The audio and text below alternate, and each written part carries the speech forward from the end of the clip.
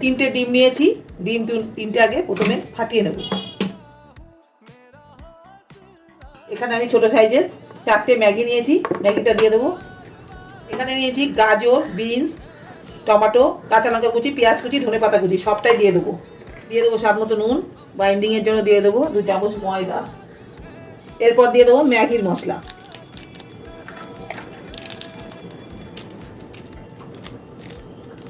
আমি 2 রকমের ম্যাগির মশলা দিলাম, চামচ চাট মশলা। এইবার ভালো করে মাখাবো। এবার এটাকে আমি 8 ঘন্টার জন্য রেস্টে রেখে দেবো। একটা চাটু বসিয়ে 8 ঘন্টার পর দিয়ে দিয়েছি সাদা তেল। তেলটা গরম হয়ে গেছে। এবার আমি দিয়ে দেবো এই মেখে রাখা এই ম্যাগিটা, দিয়ে দেবো এই কুসুমটা, একটু ঢেকে দেবো, ঢাকনাটা খুলে দেবো। একটা সাইড হয়ে গেছে, আস্তে করে ধরে আমি উল্টে দেবো। কালারটা কি সুন্দর হয়েছে দেখুন।